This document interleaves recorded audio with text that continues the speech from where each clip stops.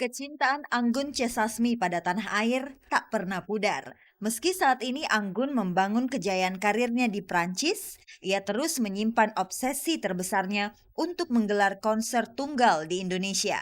Setelah sekian lama berandai-andai, barulah pada tanggal 25 Mei nanti cita-citanya terwujud. Konser bertajuk Konser untuk Negeri yang akan dilangsungkan di Plenary Hall Jakarta Convention.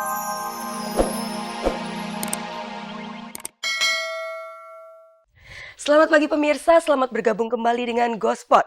Saya Cahaya akan mengantarkan gosip-gosip serta berita-berita pilihan dari kalangan selebriti untuk Anda. Tidak ada yang ditambahi, tidak ada yang dikurangi, dan tak ada yang memanas-manasi. Dan seperti biasa pemirsa, ada kuis berhadiah 3 juta rupiah untuk 3 orang pemenang. Kalau Anda mau hadiahnya, jawab pertanyaan kuisnya. Caranya mudah. Ketik GS, spasi jawaban A atau jawaban B dan kirim via SMS ke nomor 6288. Simak beritanya dan jawab pertanyaan kuisnya di akhir tayangan nanti. Bersama Gospot, Anda tidak perlu was-was ketinggalan berita. Dan inilah sajian segar dari meja redaksi Gospot untuk Anda yang haus akan berita-berita dari dunia selebriti. Anggun C. Sasmi mengobati rasa rindunya pada tanah air dengan akan menggelar konser bertajuk Konser untuk Negeri. Laudia Cynthia Bella alami kecelakaan. Kepedulian Intan Nuraini atas nasib perempuan ia tuangkan lewat penelitian ilmiah. Meski tak fasih menari, dengan keterbatasannya, Peggy Melati Sukma tetap percaya diri untuk menari di atas panggung. Lewat pemungutan suara yang berlangsung ketat, Yeni Rahman akhirnya terpilih sebagai ketua Parvi.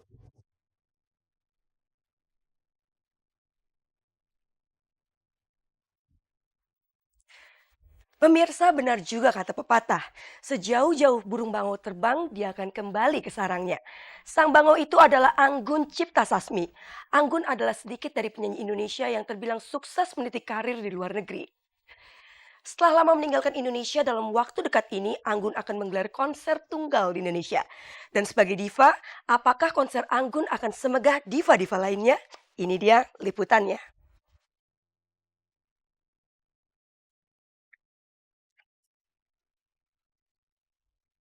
Kecintaan Anggun C. Sasmi pada tanah air tak pernah pudar. Meski saat ini Anggun membangun kejayaan karirnya di Prancis, ia terus menyimpan obsesi terbesarnya untuk menggelar konser tunggal di Indonesia.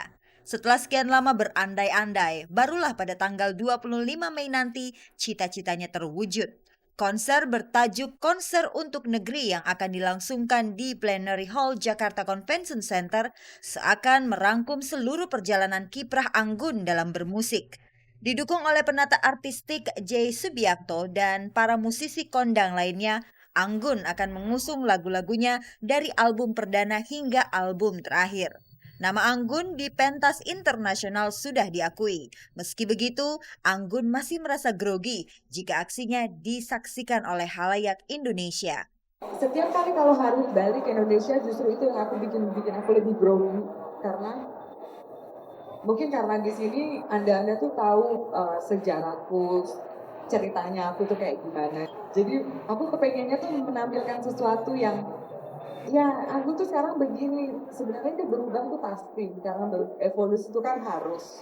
Cuma sebenarnya ya ada sesuatu yang nggak bisa dikeluarkan dari aku ya Indonesianya ini. Mungkin aku keluar dari Indonesia, tapi ya negeriku nggak bisa keluar dari aku. Sosok Anggun 20 tahun lalu berbeda 180 derajat dengan Anggun sekarang. Di era 80-an saat Anggun masih berkutat di belantika musik Indonesia, ia melejit dengan lagu hitsnya berjudul Tua-Tua Keladi. 10 tahun berlalu, Anggun mencoba bertaruh untuk go internasional. Rupanya di Prancis, mimpi Anggun menjadi seorang diva bisa terwujud.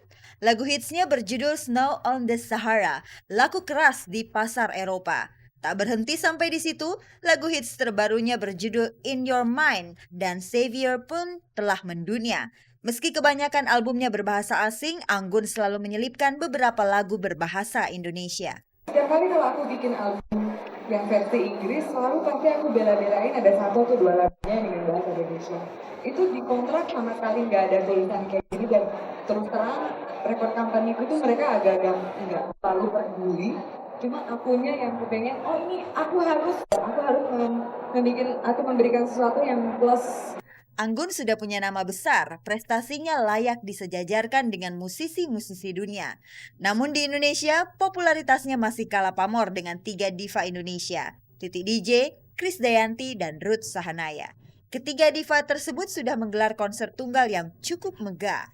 Meski demikian, di konsernya nanti Anggun akan mengemasnya dengan konsep minimalis. Anggun tetap hadir dengan suara khasnya dan aksi atraktifnya. Namun jangan harap menyaksikan aksi gemulai para dancer saat Anggun berkonser nanti. Yang jelas di atas panggung, kalau aku tuh menyuguhkan satu persembahan, enggak pakai 40 dancer, marching band, terus begitu pakai yang apa sih namanya fireworks gitu. Pokoknya benar aksesnya tuh di musik, gimana caranya membuat nuansa, bikin suasana yang oke di setiap satu lagu. Soalnya kalau jogging sih bahasanya 80-an. Kalau semua orang tuh bisa, cuma aku nggak kepengen karena nggak pernah stres di situ dan nggak pernah mau gitu loh.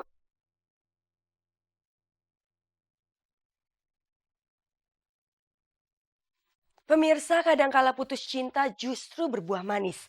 Ada loh yang gara-gara putus cinta jadi malah fokus ke studi. Dia adalah Intan Nuraini. Mantan kekasih Sahrul Gunawan ini sekarang sedang merampungkan skripsinya. Dan target Intan 3 bulan selesai. Wah, semangat sekali ya pemirsa. Sementara itu pemirsa, tak biasanya Laudia Sintabela berpakaian sangat feminim bak seorang lady. Apakah Laudia sekarang sudah berusaha merubah image dari seorang remaja menjadi seorang lady? Anda akan temukan jawabannya sesaat lagi.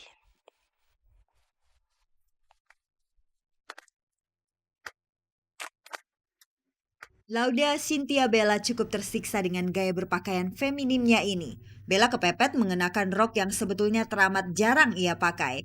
Motivasinya memakai rok dan baju yang lain dari biasanya ini tak lain karena Bella sedang terluka. Bukan luka hati, melainkan luka fisik. Beberapa hari lalu Bella mengalami kecelakaan kecil. Alhasil, lututnya terluka. Namun untungnya, luka seperti ini tidak mengenai wajahnya. Buktinya waktu pas aku jatuh aja aku menyelamatkan yang pertama kali itu muka. Duh.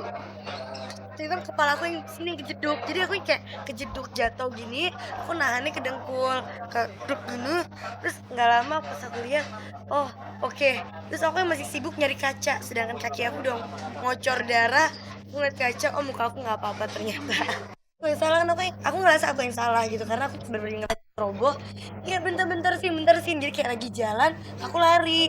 Lagi lari, bener-bener buk tabrak mobil lagi mau parkir. Terus jatuh, aku nahannya tutup muka, nahannya ke lantai.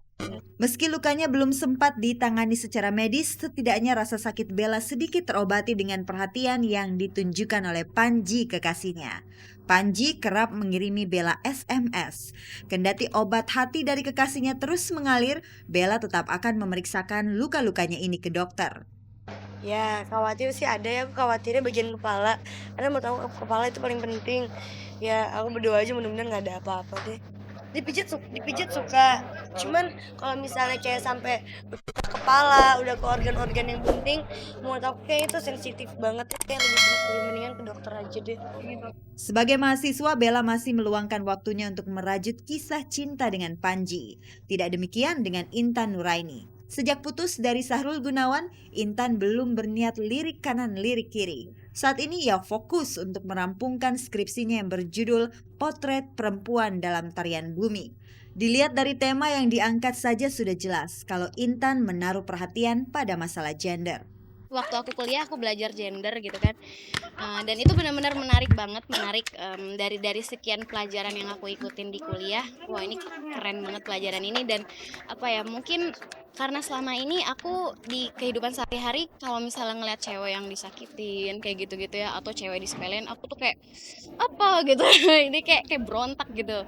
Jadi wah ini kayaknya gue banget nih. Nah dari situ akhirnya sekarang begitu skripsi kan harus nentuin topik, ya udah itu aja yang kepikiran. Sejauh ini sih alhamdulillah lancar-lancar aja, karena memang udah dikejar terus sama pembimbing, kamu harus selesai, dan emang niat aku sekarang ini emang harus nyelesain karena ini benar-benar ya tujuan aku dari awal kan memang aku pengen kuliah gitu. Target Intan 3 bulan skripsinya rampung. waktu yang termasuk kilat untuk menggarap penelitian ilmiah.